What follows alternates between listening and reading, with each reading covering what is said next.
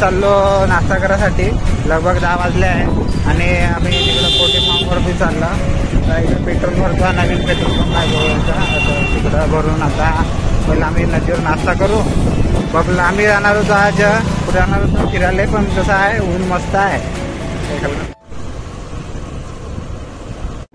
आता आम्ही लगभग गडचिरोली रस्त्याला लागलो आहे इकडे. आणि आता नाश्ता कुठं करणार, रस्त्या कुठं करायचा नाश्ता.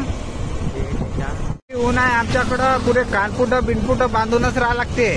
आणि झाडं लावा झाडं जगवा म्हणतो तरी कोणी ऐकत नाही.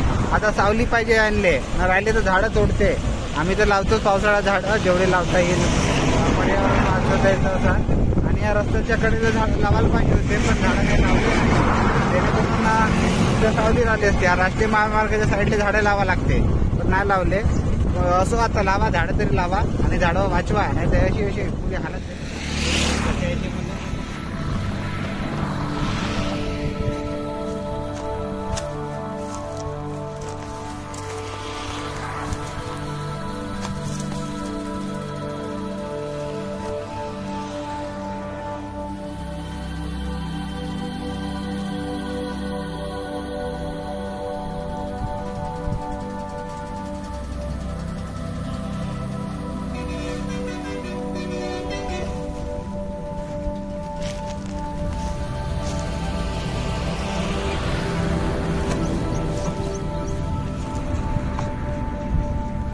कोटचा करचा कचरा कोटचा.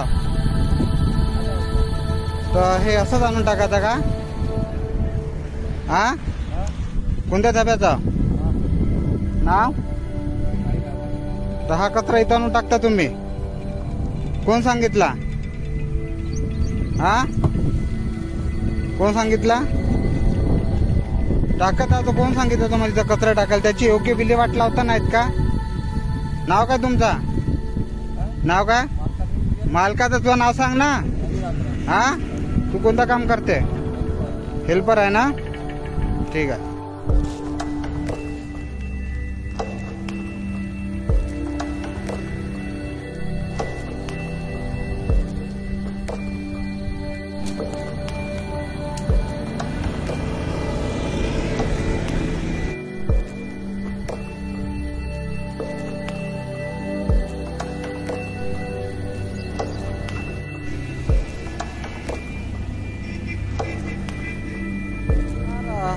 मी गौरव गोपीचंद शामकुले.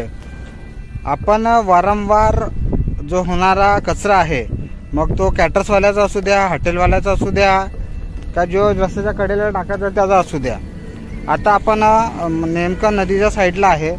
श्री साई धाबा आता हा नवीन झाला आहे आणि ते माझ्या जवळचे आहेत, काही दूरचे आहे नाही, म्हणजे चांगले ओळखीचे आहे मालक. आणि आपण याची जनजागृती करत असतानाही म्हणजे अशा पद्धतीने आपण हॉटेलमधला कचरा वेस्टेज आणून टाकतो, हे किती शोभनीय आहे. म्हणजे मोठ्या प्रमाणात प्लॅस्टिक कचरा आहे, जेवण आहे, अन्न आहे आणि जेवढा वेस्टेज आहे सगळा तो इथं आणून टाकला आहे. आणि एकाच जागी नसून तो 3-4 जागी टाकला आहे. म्हणजे याच्यावर कारवाई मूल नगर परिषद करणार आहे की ग्रामपंचायत करणार आहे किंवा संबंधित अधिकारी करणार आहे. म्हणजे अशा पद्धतीने आपण मोठे मोठे हॉटेल टाकायचे आणि वेस्टेज हा कचरा कुठे आणून टाकायचा, म्हणजे किती शोभनीय आहे. एवढा आपण स्वच्छ आणि सुंदर हॉटेल बनवला, जागा पार्किंग केली, सगळा चांगला आहे. आणि निघालीला जो याच्यामुळे आपण सगळं हे करतो आणि तो कचरा कुठं आणून टाकायचा, तर आपला रस्ता खराब करायचा. प्लॅस्टिक टाकायचे, तर मोठ्या प्रमाणात प्लॅस्टिक कचरा झालेला आहे. अन्न आहे एका जागी नसून 3-3 जागी टाकलेला आहे याच्यात. आता जो माणूस होता तुम्हाला येताना इथून दिसला आणि मी बघतच होतो इथं कोण असा हा कचरा टाकताय. आणि याच्यात मोठ्या प्रमाणात प्लॅस्टिक आहे, तर याच्यावर खरं कारवाई कोण करणार हा माझा पहिला प्रश्न आहे. आणि हा वेस्टेज आपण इकडे पाहू शकता माझ्या मागे एक जागी हा मोठ्या प्रमाणात वेस्टेज आहे. इकडे दुसऱ्या जागी वेस्टेज हा इथं टाकून ठेवला आहे. आणि माझ्या अजून मागं बघू शकता हे रस्त्याच्या कडेलाच टाकला आहे. आणि हा असा म्हणजे आता किती शोभनीय काम आहे. आपण हॉटेल एवढं चांगलं सुंदर हॉटेल बनवलं, बॅनर बिनर सगळ्या गोष्टी, आणि अशी घाण आपण हॉटेलच्या साईडला करत असतो. म्हणजे याचा पण नियोजन झालं पाहिजे. हॉटेल बांधल्यानंतर आपण याचा जो वेस्टेज कचरा आहे त्याचा योग्य विल्हेवाट लागला पाहिजे. घंटागाडी आली पाहिजे किंवा शोष खड्ड्यात टाका, त्याचा योग्य विल्हेवाट लावा. त्याला जे बाकी जे आहे ते जाळू शकता, जेवण आणून टाकतो आपण सगळं. ह्या गोष्टीचं काम आपल्या शिवाय दादाने केलं. आणि माझ्या मागं पाहू शकता मोठ्या प्रमाणात कचरा आहे. तर आता का बोलायचं, हे आपलेच माणसं असे करत असेल तर लोक तर करणारच आहे. वारंवार आपण सांगत असतो की असा कचरा टाकू नका. प्लास्टिकच्या बाटल्याचा व्यापारवर येतो, तो पण एवढ्या मोठ्या प्रमाणात आहे. इकडे जेवण टाकलेला एवढ्या मोठ्या प्रमाणात, तेव्हा जेवण प्लास्टिक कचरा अशी घाण इथं गंदगी करून ठेवली आहे. रस्त्याच्या इथं वाट सुटू शकते. प्लास्टिक पूर्ण इकडं उडलं आहे रस्त्याच्या कडेला. म्हणजे अशा पद्धतीने आपण काम करत असेल तर हे निषेधार्थ आहे. याच्यावर आता मूल नगर परिषद कारवाई करणार का करणार हा त्यांचा प्रश्न आहे. पण माझं काम आहे जिथे अस्वच्छता तिथे जाणे आणि ते सगळ्यांसमोर मांडणे. मग तो कोणी पण असू दे, माझ्या घरचे पण असू द्या, बाहेरचे पण असू द्या, हे सत्यता मांडणे. आणि याच्यावर कारवाई न झाल्यास तर आपला समोरचा पवित्र जो राहतो तो राहणारच आहे. आणि 1 आणि 3 जागी असा कचरा सांग बरं, कचरा हवेनं उडते का? हा मॅनेजर आहे या याच्यातला ना, हा कचरा म्हणते का हवेनं उडते. आणि मोठ्या प्रमाणात मॅनेजरची आवश्यकता म्हणजे चांगला राहते. हा सगळं नियोजन यानं करायला पाहिजे ना. हा म्हणते का हवेनं उडते. जेवण बी हवेनं उडते का? जेवण टाकायची इथे जागा आहे, एवढा मोठा तिथं कचरा आहे तर का मालकाला माहीत नाही आहे का सगळ्या गोष्टी नियोजनबद्ध? बोल ना आता. हवेनं कचरा उडला एवढा मोठा, त्या प्लास्टिक कचरा चल बरं दाखवतो.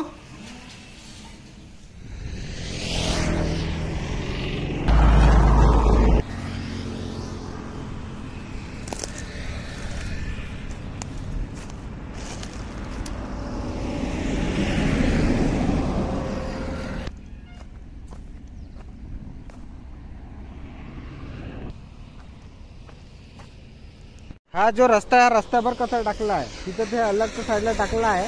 ते जी नाली आहे, त्या नालीत आपण कचरा पाहू शकता. एवढ्या मोठ्या प्रमाणात हा सगळा यांनी कचरा टाकला आहे. आता का बोला कोणाला समजत नाही आहे. ते आपले माणसं अशी करतात. हा मोठ्या प्रमाणात कचरा आहे, तो कोणी राहू द्या, कारवाई झाली पाहिजे. नगर परिषदनं कारवाई केली नाही तुम्ही सोडणार नाही.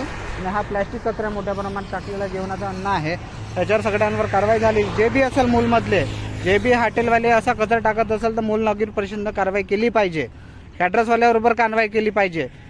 काही करत नाही आपण, नुसता नोटीस देतो, सोडून देतो. पण जो फाईन आहे या कचऱ्याचा, प्लॅस्टिक कचऱ्याचा, तो सगळ्यांवर लागू झाला पाहिजे, एकावरच नाही. मूल नगर परिषद म्हणजे स्वच्छ भारत अभियान राबवते आणि कारवाई का करत नाही? प्रत्येक वेळी कॅटरर्सवाल्यावर एवढ्यांदा मी त्यांना सांगितलं आहे, झाली पाहिजे तर झाली पाहिजे कारवाई. न झाल्यास समोरची कारवाई तर मी तर करणारच आहे. आणि हा मोठा जो प्लास्टिक कचरा आहे यांच्यावर बी कारवाई झाली पाहिजे. आणि मूलच्या सगळ्या हॉटेलवाल्यांना पण मी विनंती करतो की आपण अशा पद्धतीने कचरा टाकू नका, जेणेकरून आमचा पर्यावरण, रस्ता, कारण की हॉटेलच्या साईडला आपण मोठ्या प्रमाणात जो कचरा टाकला आहे हे अशोभनीय आहे. हॉटेल मालकांना विनंती करतो की आपण अशा पद्धतीने कचरा टाकू नका आणि स्वच्छ आणि सुंदर आपला भारत, आपला गाव, शहर, आपण ज्या जागी हॉटेल चालवतो ते पण ठेवण्यास सहकार्य करा अशी आपण विनंती करतो आहे.